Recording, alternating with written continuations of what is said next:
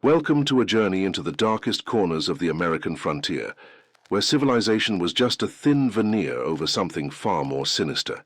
Today we're traveling back to 1872, deep into the Missouri Ozarks, where two brothers ran what appeared to be a simple roadside inn. But what they were really serving their guests was something that would shock an entire nation and create one of the most disturbing unsolved mysteries in American history. This is the story of the Harp brothers and their establishment known as Devil's Creek Inn.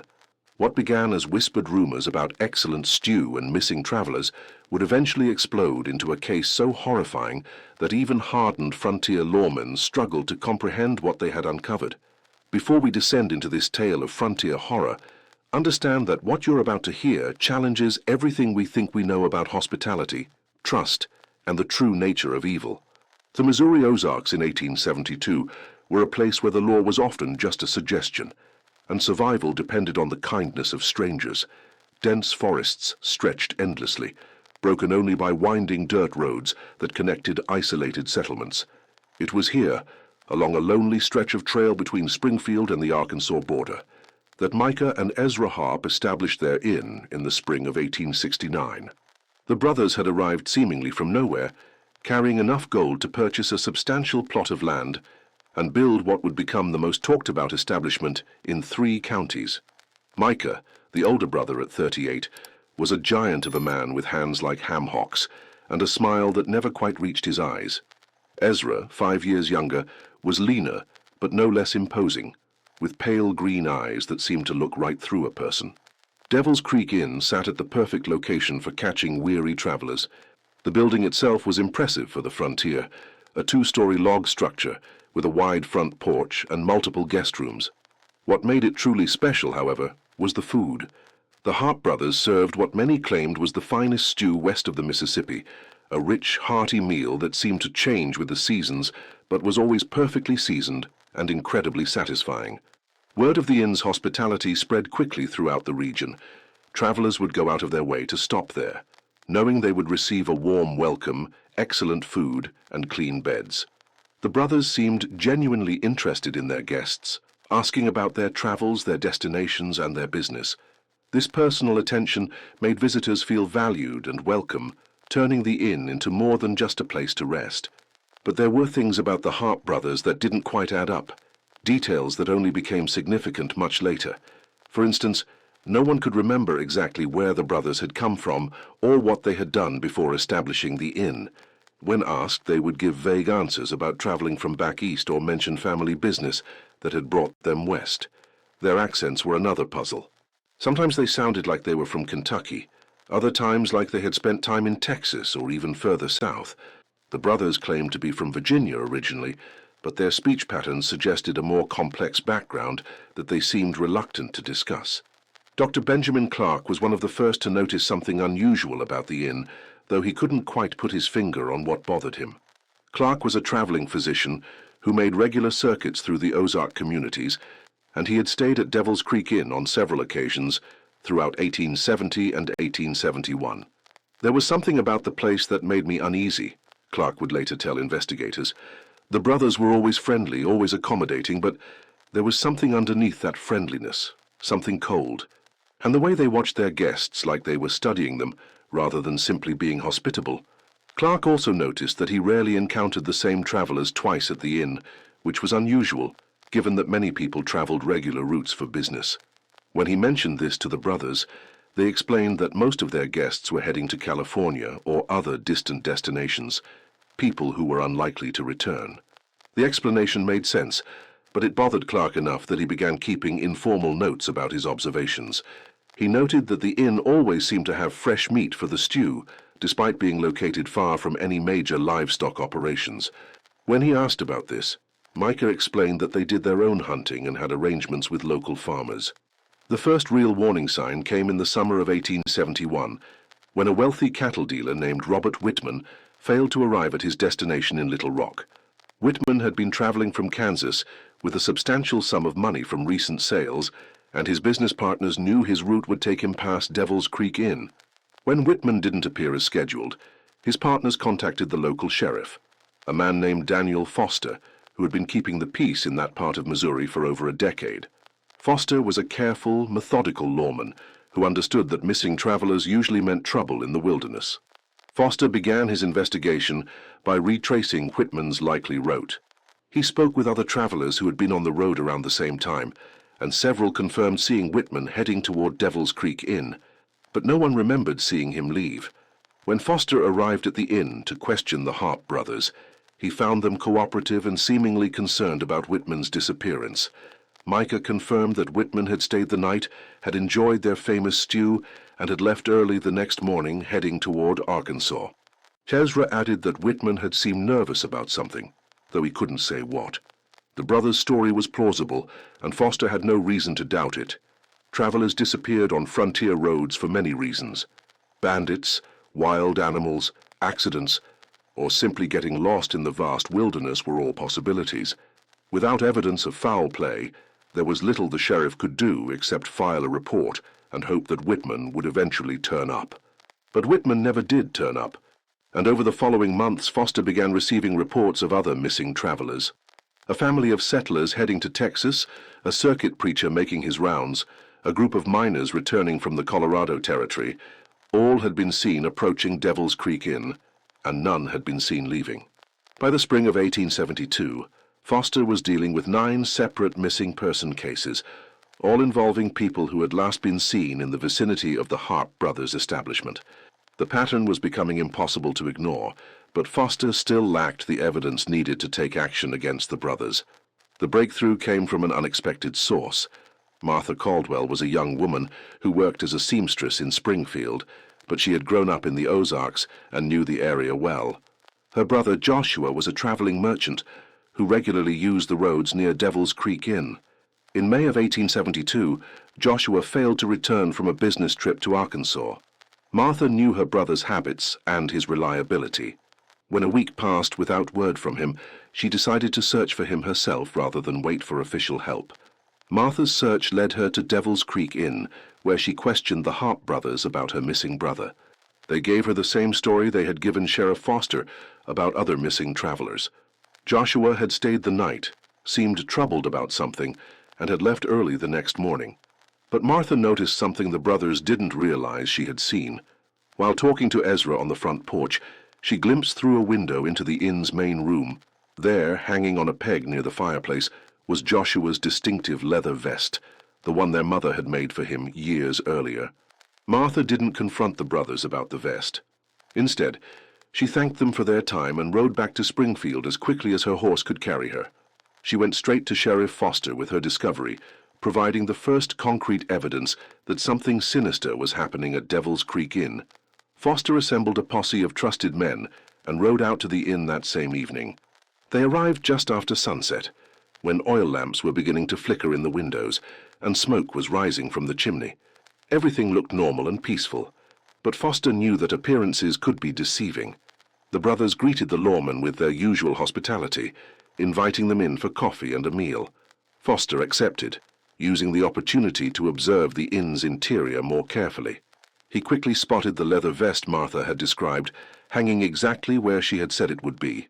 When Foster pointed out the vest and asked about it, Micah claimed they had found it on the road and brought it inside, hoping its owner would return to claim it. It was a reasonable explanation, but Foster wasn't convinced. He demanded to search the premises, and the brothers had no choice but to comply. The search of the inn's main floor and guest rooms revealed nothing obviously suspicious. The brothers' living quarters were modest but clean, and the guest rooms showed signs of recent occupancy. It wasn't until Foster insisted on examining the cellar that the brothers began to show signs of nervousness. The cellar was accessed through a heavy wooden door behind the kitchen. When Foster opened it and descended the narrow stairs with his lantern, he was immediately struck by an overwhelming smell. It was sweet and putrid, like rotting meat, but there was something else underneath it that he couldn't identify. The cellar was larger than Foster had expected, extending well beyond the footprint of the inn above. Most of it appeared to be used for legitimate food storage, with barrels of flour and preserved goods lining the walls. But in the far corner, behind a makeshift wall of wooden planks, Foster discovered something that would haunt him for the rest of his life. The hidden section of the cellar contained what could only be described as a butcher shop. The floor was covered with sawdust that had been stained dark with blood. Hanging from hooks on the walls were tools that belonged in a slaughterhouse, not a frontier inn. Cleavers, bone saws, skinning knives, all showing signs of recent use. But it was what Foster found in the corner that truly shocked him. Partially hidden under canvas tarps were human remains, dismembered and processed like animal carcasses. Some had been reduced to bones, others were in various stages of decomposition. The sheer number of body parts suggested far more victims than the 9 missing persons cases Foster had been investigating. When Foster emerged from the cellar, his face pale and his hands shaking, the Harp brothers knew their secret was out. Ezra made a desperate attempt to run, but Foster's men were ready for him. Micah simply stood there, his friendly demeanor finally dropping to reveal something cold and calculating underneath. The arrest of the Harp brothers sent shockwaves through the Missouri Ozarks and beyond. As word spread of what had been discovered at Devil's Creek Inn, people began to realize the true scope of the brothers' crimes. The missing travelers weren't just robbery victims. They had been murdered and their bodies disposed of in the most horrific way imaginable. But the full truth was even more disturbing than anyone initially realized. As investigators continued to search the inn and its grounds, they uncovered evidence of a systematic operation that had been running for nearly 3 years. The brothers hadn't just been killing random travelers. They had been selecting their victims carefully, targeting those who carried significant amounts of money or valuable goods. The process, as reconstructed from evidence and later confessions, was chillingly methodical. Travelers would arrive at the inn and be welcomed warmly by the brothers. During conversation over dinner, the brothers would assess their guests' wealth and determine whether they were suitable targets. Those deemed valuable enough would be served the inn's famous stew, which had been drugged with a powerful sedative made from local plants. Once the victims were unconscious, they would be carried to the cellar, where they would be killed and their bodies processed. Their belongings would be searched for anything of value, and their remains would be disposed of in ways that ensured they would never be identified. The brothers had developed an efficient system for every aspect of their operation. They had built special drainage systems in the cellar to handle blood and other fluids. They had established relationships with local pig farmers who would unknowingly dispose of human remains mixed in with animal feed. They had even created false identities and documentation that would allow them to sell their victims' horses and valuable possessions in distant towns. Dr. Clark's observations proved crucial in understanding how the brothers had operated for so long without detection. They had been careful to maintain their reputation as hospitable innkeepers, ensuring that some travelers, particularly those who weren't carrying significant wealth, would leave alive and spread word of the inn's excellent service. The brothers had also been strategic about their victim selection, targeting people who were traveling alone or whose disappearances might not be immediately noticed. Wealthy cattle dealers, successful miners, traveling merchants with substantial cash reserves, these were the people who vanished at Devil's Creek Inn. As the investigation continued, authorities discovered that the Harp brothers weren't even their real names. Micah was actually Moses Harper, a former butcher from Tennessee, who had fled the state after being suspected of involvement in several disappearances. Ezra was his younger brother Ephraim, who had worked as Moses's assistant in both his legitimate butcher shop and his more sinister activities. The Harper brothers had a history of violence that stretched back years before they had established Devil's Creek Inn.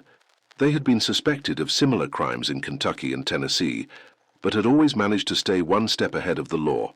The isolated location of their Missouri Inn had given them the perfect opportunity to perfect their deadly craft.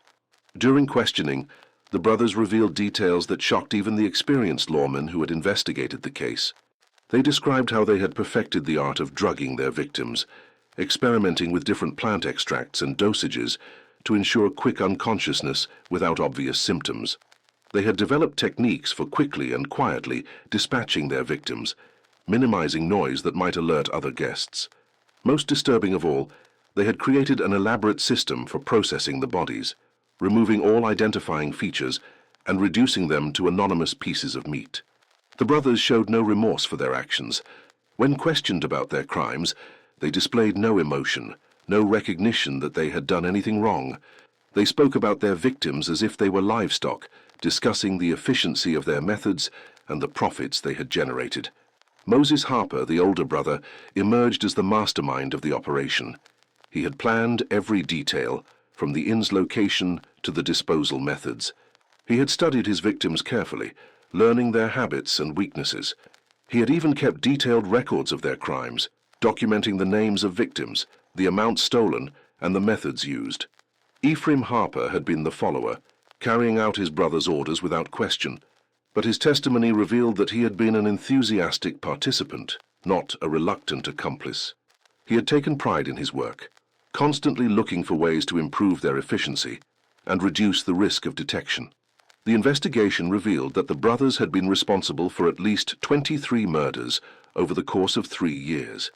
The actual number was likely higher, as some remains had been too thoroughly destroyed to provide accurate counts.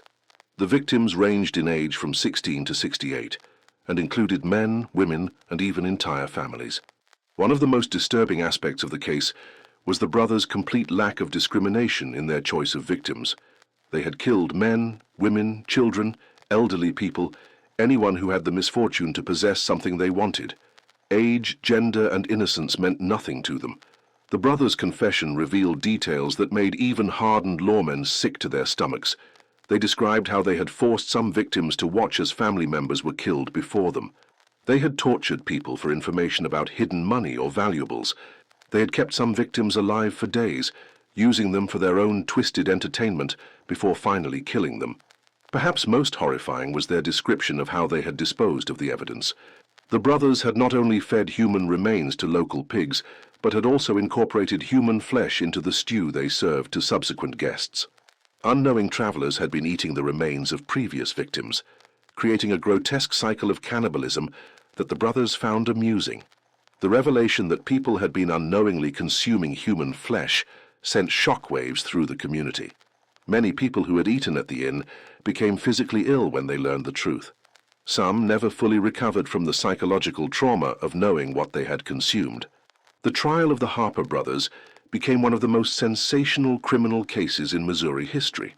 Newspapers across the country covered the proceedings, and people traveled from hundreds of miles away to witness the testimony. The evidence against the brothers was overwhelming, but the sheer scope of their crimes was difficult for many people to comprehend. The prosecution presented evidence that painted a picture of systematic murder on a scale rarely seen in American criminal history. The defense attempted to argue that the brothers were insane, that no rational person could commit such crimes, but the careful planning and methodical execution of their operation suggested otherwise. On October 15, 1872, Moses and Ephraim Harper were found guilty on multiple counts of murder and sentenced to death by hanging. The verdict was met with approval from the packed courtroom, but many observers noted that no punishment seemed adequate for the scope of their crimes. The brothers were executed on November 3, 1872, in the county seat of Springfield. A large crowd gathered to witness the hangings, including many people who had lost friends or family members to the Harper brothers' crimes. The executions were carried out without incident, though witnesses noted that neither brother showed any signs of fear or remorse even in their final moments. But the story of Devil's Creek Inn didn't end with the deaths of the Harper brothers. In the weeks following their execution, investigators continued to uncover evidence of their crimes. Additional burial sites were discovered on the property, revealing even more victims. Personal belongings were found hidden throughout the inn, items that helped identify some of the people who had disappeared over the previous 3 years. The inn itself was burned to the ground by local residents who couldn't bear the thought of the building standing as a monument to such evil. The land was left abandoned for years, with locals claiming it was cursed. Even today, more than 150 years later, the site remains largely undeveloped. One of the most troubling aspects of the case was the realization of how many people had unknowingly contributed to the brothers' success. The local community had welcomed them, recommended their inn to travelers, and even helped them with various aspects of their business. The guilt felt by these innocent people was profound and lasting. Dr. Clark, whose observations had been crucial to the investigation, never forgave himself for not acting sooner on his suspicions. He continued his medical practice, but became increasingly reclusive, haunted by the knowledge that his failure to speak up had cost lives. He died in 1889, reportedly still troubled by nightmares about Devil's Creek Inn. Martha Caldwell, whose discovery of her brother's vest had finally exposed the brothers' crimes, became something of a local hero. But she too struggled with the aftermath of the case, particularly the knowledge that her brother had suffered such a horrible fate. She never married, dedicating her life to helping other families search for missing relatives. Sheriff Foster continued his law enforcement career, but was forever changed by what he had seen in the inn's cellar. He became obsessed with missing person cases, often traveling far beyond his jurisdiction to investigate reports of disappeared travelers. His dedication to finding missing people became legendary, but those who knew him best said he was driven by guilt over not discovering the Harper brothers' crimes sooner. The case had broader implications for frontier law enforcement and the protection of travelers.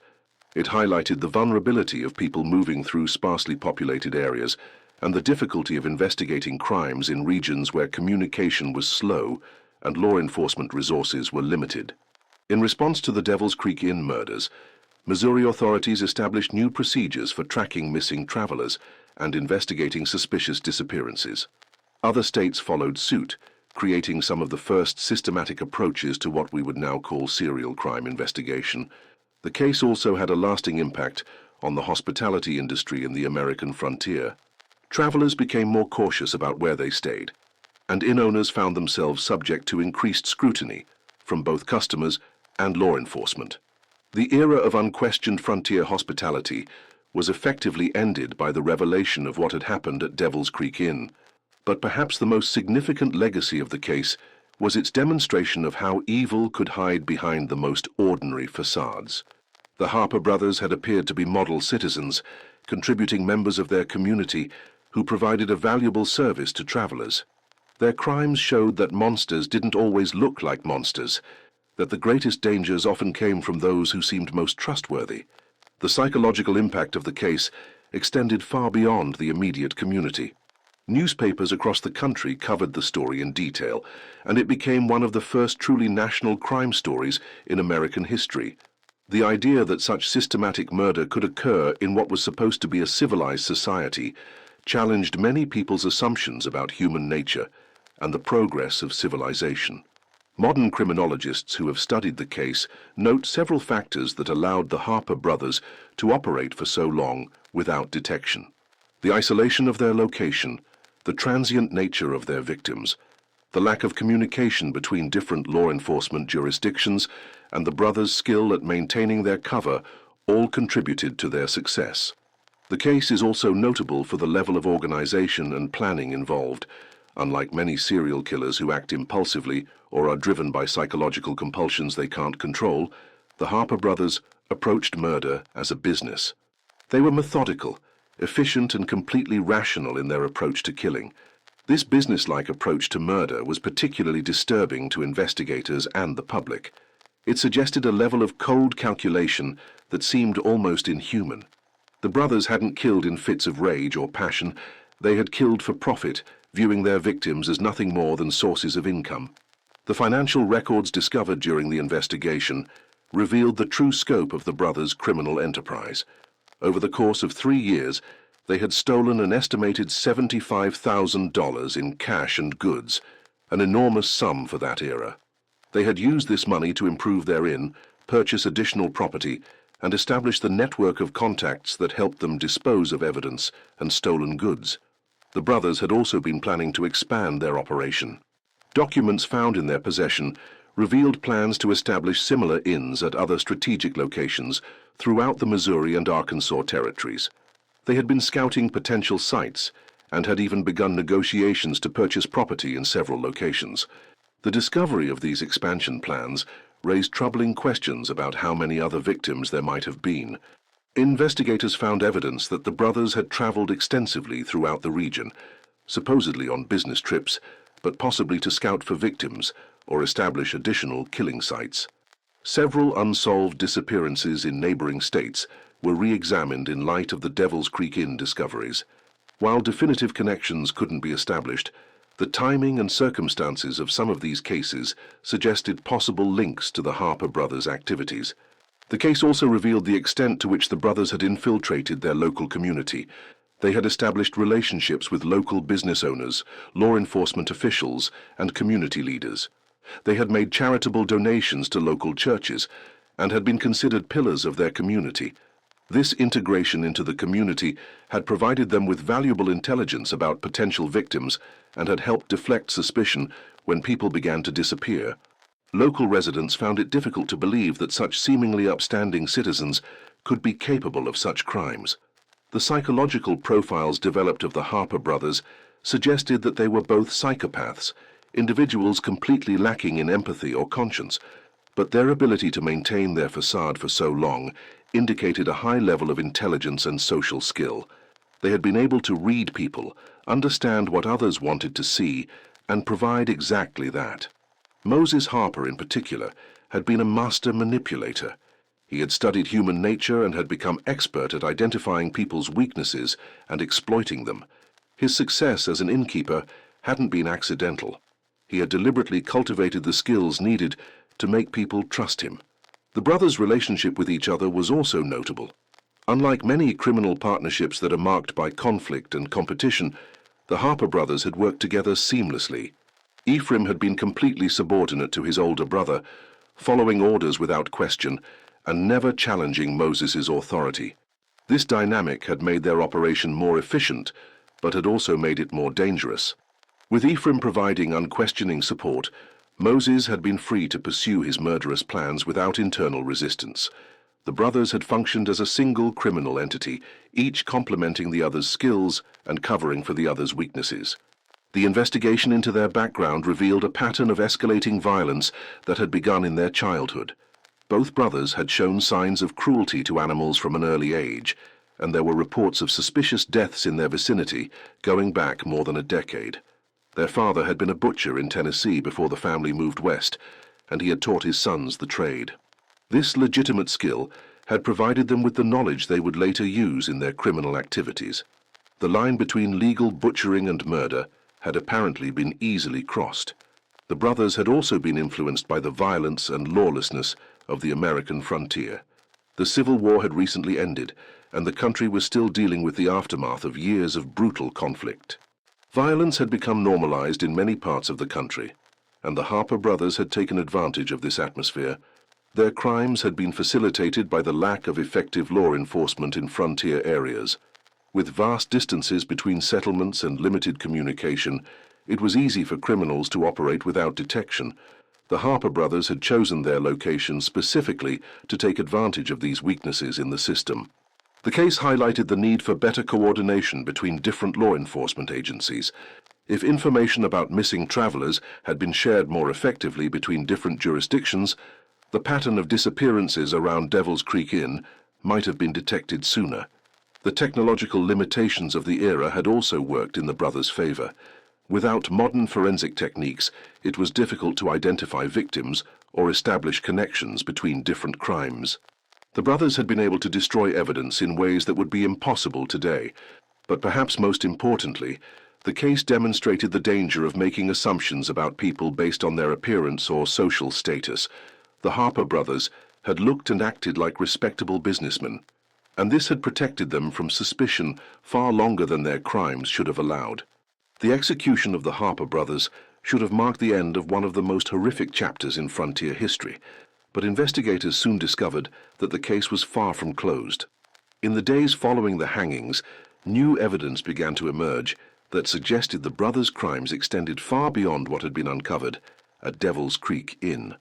A week after the executions, Sheriff Foster received a letter that would change everything. The letter came from a woman named Rebecca Thompson, who lived in a remote cabin about 20 miles north of the inn. Thompson claimed to have information about the Harper brothers that she had been too frightened to share while they were still alive. According to Thompson's letter, she had witnessed something terrible in the summer of 1871. While gathering herbs in the forest near her home, she had seen the Harper brothers disposing of what appeared to be human remains in a deep ravine. She had been too terrified to report what she had seen, fearing that the brothers would kill her if they discovered she had witnessed their activities. Foster immediately organized a search party to investigate Thompson's claims. What they found in the ravine was even more disturbing than what had been discovered at the inn. The remains of at least 15 more victims were scattered throughout the rocky gorge, some buried under piles of stones, others simply left to decompose in the elements. The condition of these remains suggested that they had been there for varying lengths of time, some for months, others for years. This discovery forced investigators to reconsider their timeline of the brothers' crimes. It appeared that Moses and Ephraim Harper had been killing people long before they had established Devil's Creek Inn. Dr. Clark was called in to examine the newly discovered remains. His analysis revealed that many of these victims had died in ways that were even more brutal than those found at the inn. Some showed signs of prolonged torture, others appeared to have been killed slowly and deliberately. The brothers' methods had clearly evolved over time, becoming more sophisticated and more cruel. Among the remains, investigators found personal belongings that helped identify several of the victims. A gold wedding ring led to the identification of Margaret Wilson, a widow who had disappeared while traveling to visit her sister in 1869. A distinctive pocket watch belonged to Samuel Morrison, a traveling preacher who had vanished in 1870. These identifications opened up new lines of investigation.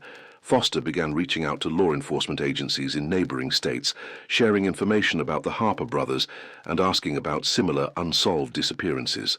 What he discovered was a pattern of missing persons cases that stretched across multiple states and went back nearly a decade.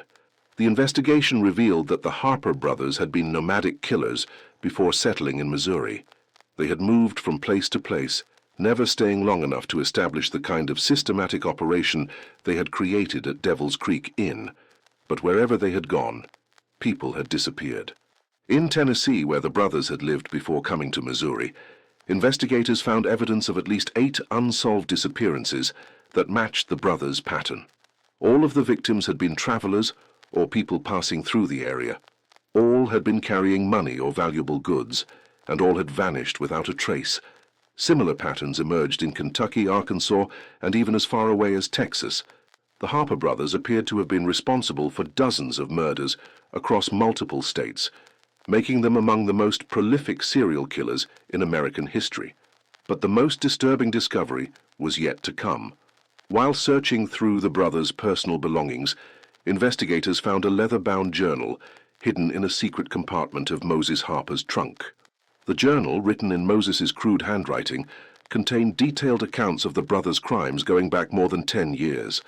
The journal revealed that the brothers' first murder had occurred in 1862, when they were still living in Tennessee. They had killed a traveling merchant who had stopped at their father's butcher shop. According to Moses's account, the murder had been unplanned, the result of a robbery gone wrong. But the brothers had discovered that they enjoyed the act of killing, and they had decided to make it a regular part of their lives. The early entries in the journal described the brothers' crude methods and their gradual refinement of their techniques. They had started by simply robbing and killing travelers on remote roads, but they had quickly realized that this approach was too risky and unpredictable. The idea of establishing a permanent base of operations had come to Moses in 1868, when he had observed how easily inn owners could gain the trust of their guests. He had realized that people would willingly put themselves in vulnerable positions if they believed they were in a safe, welcoming environment. The journal entries describing the establishment of Devil's Creek Inn revealed the careful planning that had gone into the operation. The brothers had scouted multiple locations before choosing their site, looking for a place that would attract a steady stream of travelers while remaining isolated enough to allow them to dispose of bodies without detection. They had studied other inns in the region, observing how successful operators interacted with their guests and what made travelers feel comfortable and secure. They had deliberately cultivated an image of rustic hospitality, knowing that this would make people lower their guard. The journal also contained detailed descriptions of individual murders, written with the clinical detachment of a medical textbook. Moses had recorded not just the methods used to kill each victim, but also their reactions, their pleas for mercy, and the brothers' own emotional responses to the killings. These entries revealed that the brothers had taken genuine pleasure in their victims' suffering. They had not been killing simply for profit, though money had certainly been a motivation. They had been killing because they enjoyed the power it gave them over other human beings. The journal described how the brothers had developed increasingly elaborate methods of torture, experimenting with different techniques to maximize their victims' pain and terror. They had kept some victims alive for days, using them as subjects for their twisted experiments in human suffering. Perhaps most disturbing were the entries describing the brothers' cannibalistic practices. According to the journal, they had begun consuming human flesh not out of necessity, but out of curiosity. Moses had wondered what human meat would taste like, and the brothers had decided to find out. The practice had apparently become addictive for them. The journal contained detailed descriptions of their favorite cuts of meat and their preferred methods of preparation. They had developed recipes for human flesh, treating their victims' bodies like ingredients in some grotesque cookbook. The revelation that the brothers had been systematic cannibals added a new dimension of horror to the case. It explained why the inn stew had been so popular among travelers, and why the brothers had always seemed to have fresh meat available, despite their remote location. The journal also revealed that the brothers had not been working alone. They had established a network of contacts throughout the region, people who helped them identify potential victims and dispose of evidence. Some of these accomplices were criminals themselves, but others were apparently ordinary citizens who had been drawn into the brothers' web of corruption. This discovery prompted a massive expansion of the investigation. Federal marshals were called in to coordinate with local law enforcement agencies across multiple states. What they uncovered was a criminal network that extended far beyond the Harper brothers themselves. The investigation revealed that the brothers had been paying bribes to local officials in several counties, ensuring that missing persons reports would be filed but not actively investigated. They had also established relationships with corrupt merchants who would purchase stolen goods without asking questions about their origins. Most shocking of all, the investigation uncovered evidence that several other inn owners in the region had been following the Harper brothers' example. At least 3 other establishments were found to be operating similar schemes, luring travelers to their deaths and disposing of their bodies in remote locations. The discovery of this broader criminal network sent shockwaves through the frontier community. The idea that multiple establishments could be operating as murder factories challenged people's fundamental assumptions about safety and trust. Travelers began avoiding inns altogether, preferring to camp in the open rather than risk staying in buildings that might be death traps. The economic impact on the hospitality industry was severe and immediate. Legitimate inn owners found their businesses collapsing as travelers became too frightened to stay anywhere. Many establishments were forced to close, their owners unable to convince potential guests that they were safe. The investigation into the criminal network continued for months, ultimately resulting in dozens of arrests and convictions. But the damage to the region's reputation was lasting. It would be years before travelers felt safe staying in frontier inns again, and some areas never fully recovered their tourist trade. The psychological impact of the case was equally severe. The revelation that such systematic evil could exist in what was supposed to be a civilized society forced many people to reconsider their basic assumptions about human nature.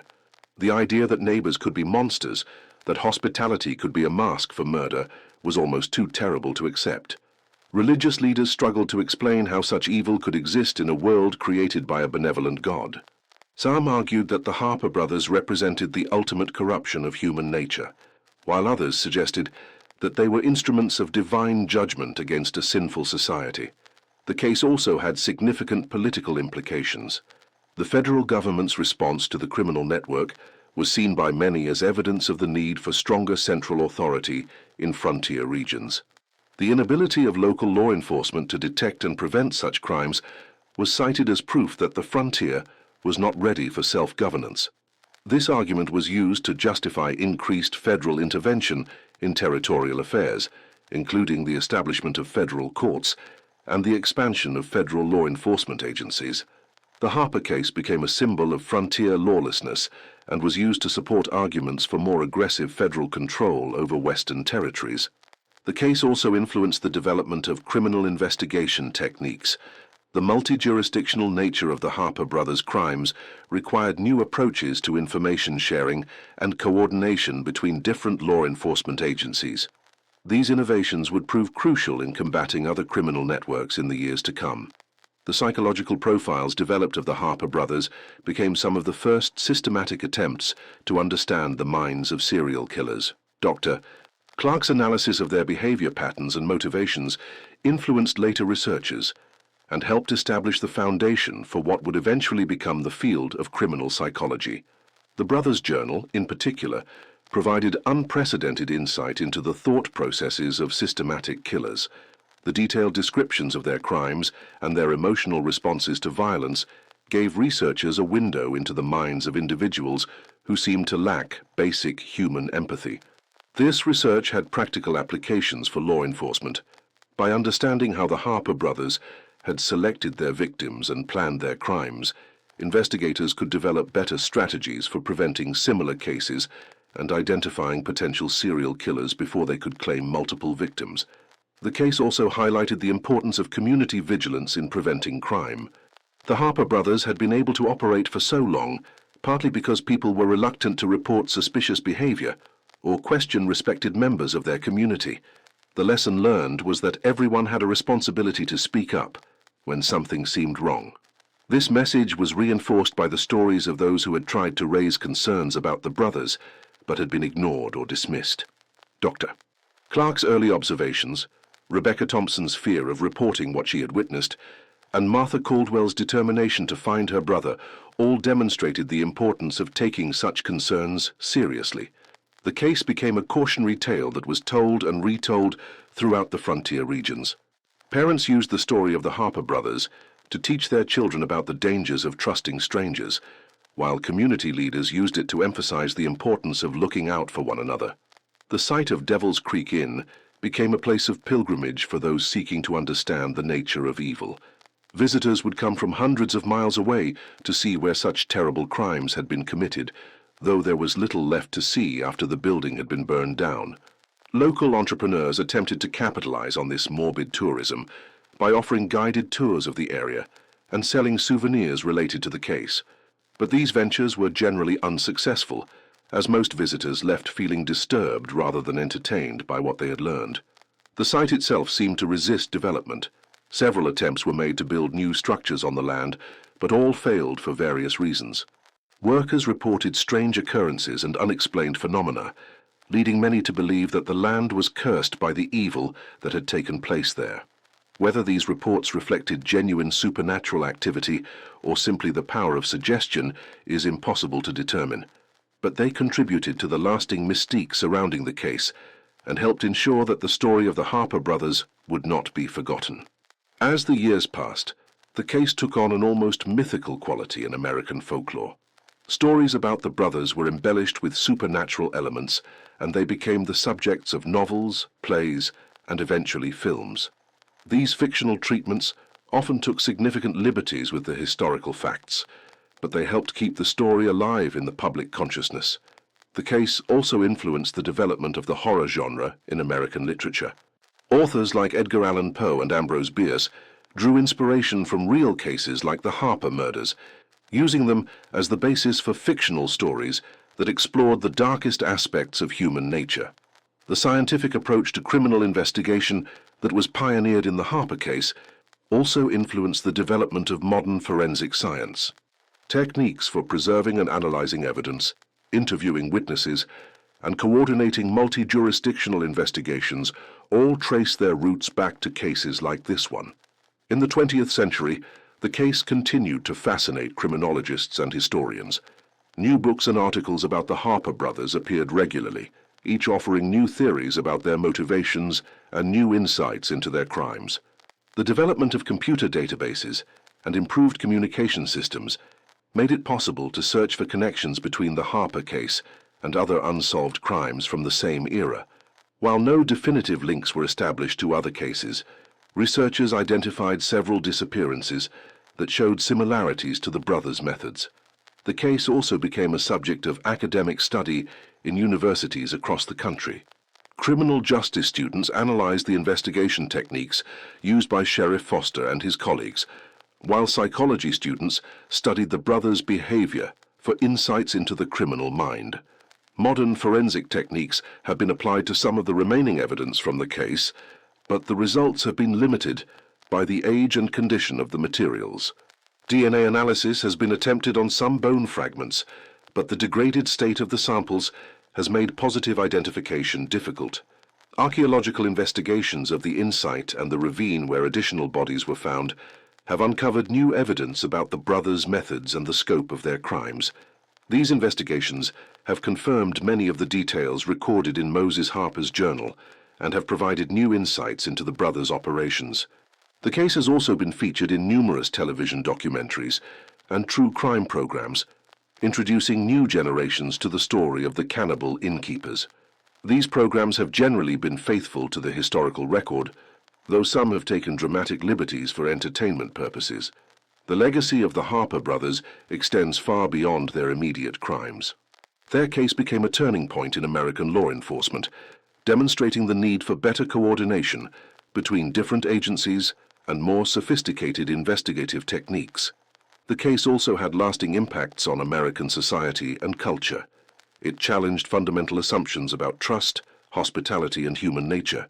It showed that evil could hide behind the most innocent facades, and that the greatest dangers often came from those who seemed most trustworthy. For the families of the victims, the case brought both closure and continued pain. While they finally knew what had happened to their loved ones, the horrific circumstances of their deaths created trauma that lasted for generations. Many of the victims' families moved away from the region entirely, unable to bear living in the same area where their relatives had met such terrible ends. Others stayed but struggled with depression, anxiety, and other psychological problems related to their loss. The case also had significant economic impacts on the region. Tourism and travel through the area declined sharply, and many businesses were forced to close. It took decades for the region's reputation to recover, and some areas never fully regained their economic vitality. But the case also demonstrated the resilience of the human spirit and the power of justice to triumph over evil. The determination of investigators like Sheriff Foster and Dr.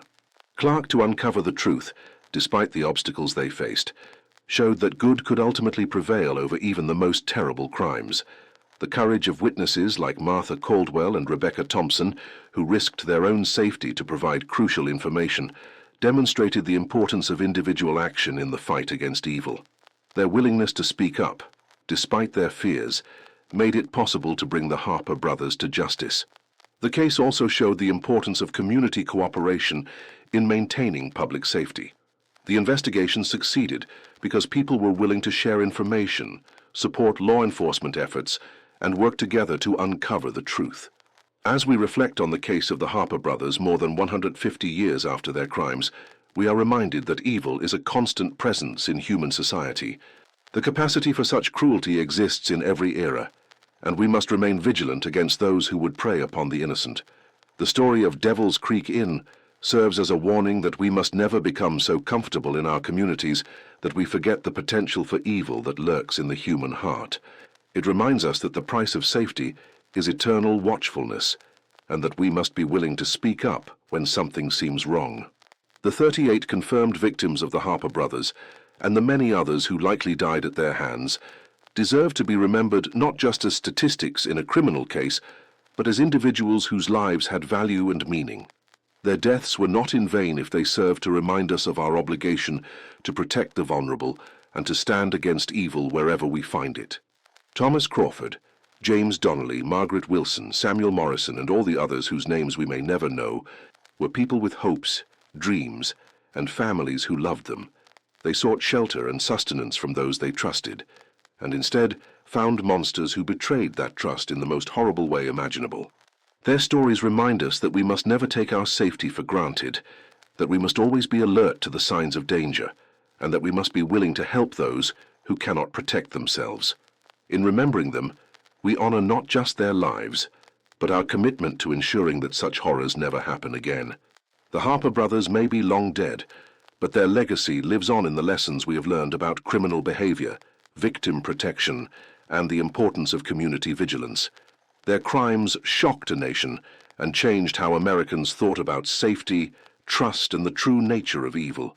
The inn is gone, the brothers have been executed, but the memory of their crimes serves as an eternal reminder that monsters walk among us, often wearing the faces of those we trust most. Their story challenges us to remain alert, to trust our instincts, and to never forget that the greatest evil often comes disguised as the greatest good. In the end, the disturbing cold case of the brothers who served more than stew stands as one of the most chilling reminders of humanity's capacity for evil, but it also demonstrates our capacity for justice, our determination to protect the innocent, and our refusal to let evil triumph over good. The Missouri Ozarks have long since recovered from the shadow cast by the Harper brothers, but their story remains relevant today. In a world where strangers still seek shelter and sustenance from those they trust, we must remember the lesson of Devil's Creek Inn, that evil can hide behind the most innocent facade, and that vigilance is the price we pay for safety. The case reminds us that the fight against evil is never finished, that each generation must remain alert to the dangers that threaten the innocent, and that we must never become so comfortable that we forget the lessons of the past. The Harper brothers are gone, but the evil they represented continues to exist, waiting for the next opportunity to strike. Our defense against such evil is not just the law enforcement agencies that protect us, but our own willingness to remain vigilant, to speak up when something seems wrong, and to protect those who cannot protect themselves. The victims of Devil's Creek Inn died because people failed to act on their suspicions. We honor their memory by ensuring that such failures never happen again. The disturbing cold case of the brothers who served more than stew may be officially closed, but its lessons remain as relevant today as they were in 1872. Evil exists, monsters walk among us, and our safety depends on our willingness to recognize and confront the darkness that threatens to consume the innocent. In remembering this case, we remember not just the horror of what happened, but the courage of those who fought against it, the determination of those who sought justice, and the resilience of those who survived. Their legacy reminds us that even in the darkest times, good can triumph over evil, truth can overcome deception, and justice can prevail over the most terrible crimes.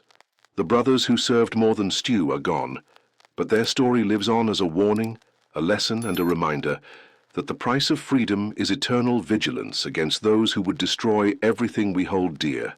May we never forget their victims.